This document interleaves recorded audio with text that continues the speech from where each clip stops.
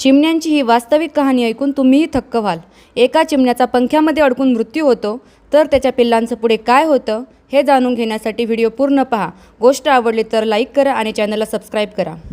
मित्रांनो, प्राण्यांच्या आणि पक्ष्यांच्या काल्पनिक गोष्टी आपण लहानपणापासून ऐकल्या, पण आज मी तुम्हाला माझ्या घरात माझ्या डोळ्यासमोर चिमणा आणि चिमणीची घडलेली खरी कहाणी सांगणार आहे, की जी ऐकून तुमच्या डोळ्यात पाणी येईल.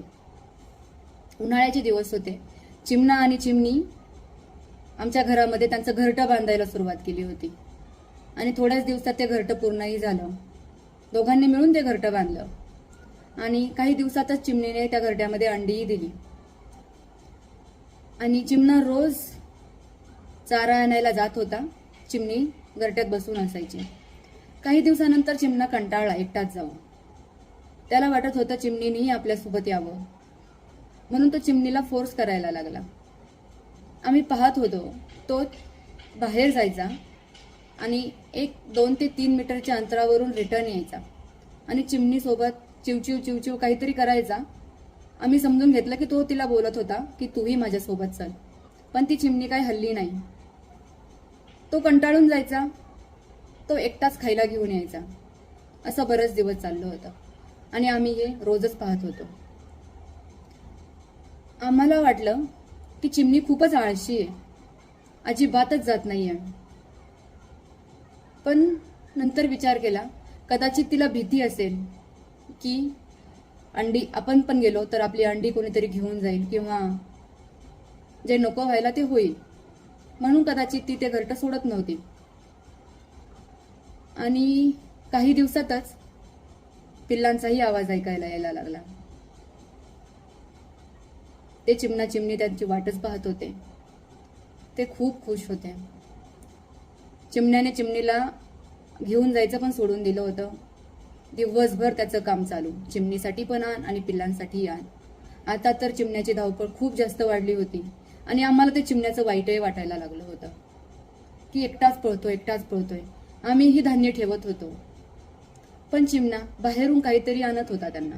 जास्त करून धान्य कदाचित ते छोटी पिल्लं खात नसावीत. पण एक दिवस असं झालं की आम्ही फॅन चालू केला आणि चिमणाही त्याच वेळेस उडाला. तो सरळ पंख्यामध्ये जाऊन अडकला आणि धाडकन जमिनीवर पडला. त्याचे पंख तुटले होते आणि त्याची जगण्याची काही शक्यताच उरली नव्हती. आम्हाला खूप वाईट वाटलं होतं की आता हे आपल्याकडून झालं आणि आपण आता काहीच करू शकत नाहीये. समजत नव्हतं काय करावं. ते चिमणा तर गेला होता, पण ती चिमणी खूप जोरात चिवचिव करत होती आणि ते पिल्लंही हळूहळू चिवचिवच करत होते. खूप दिवस त्यांचा चिवचिवाट चालू होता. चिमणी दुःखी होती आणि पिल्लं भुकेलेली होते. पण चिमणीने पूर्णपणे हार मानली होती, कारण तिला बाहेर जाऊन खायला आणायची सवयच राहिली नव्हती कदाचित. आणि ती इतकी दुःखी झाली होती की कदाचित तिच्यात हिंमतही नव्हती. तीही उपाशीच होती आणि पिल्लंही उपाशी होते. आम्हाला समजत नव्हतं आम्ही काय करावं. आम्ही धान्य ठेवलं तरी ती चिमणी तेही घेत नव्हती. 1-2 दिवस गेले. असं वाटत होतं की आता हे पिल्लंही मरतील.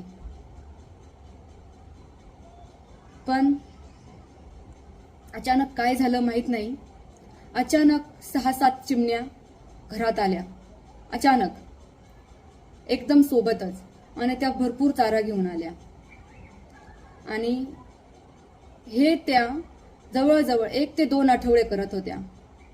जेवढं चिमणाही खायला आणत नव्हता एवढा चारा त्यांच्याकडे साठला होता. आणि पिल्लं हळूहळू मोठे होत होते. प्रयत्न करत होते, पडत होते. आम्ही त्यांच्याकडे खूप किलवानी बघत होतो. ते पडले तर आम्ही त्यांना परत उचलून वरती ठेवायचो.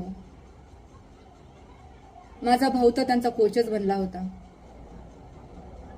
ते पडले की तो उचलून ठेवायचा. एकदा या पिल्लाला मदत कर, एकदा त्या पिल्लाला मदत कर, असं आमचं चालू होतं. आणि हळूहळू ते पिल्लं उडायला शिकले आणि ते निघून गेले. तर मित्रांनो, हा निसर्ग ना खूप काही शिकवून जातो. फक्त आपले डोळे उघडे पाहिजेत. निसर्ग हा सगळ्यात मोठा गुरु. आणि आपण जे म्हणतो माणुसकी माणुसकी, इन्सानियत, त्या दिवशी आम्ही पक्षीनियत अनुभवली.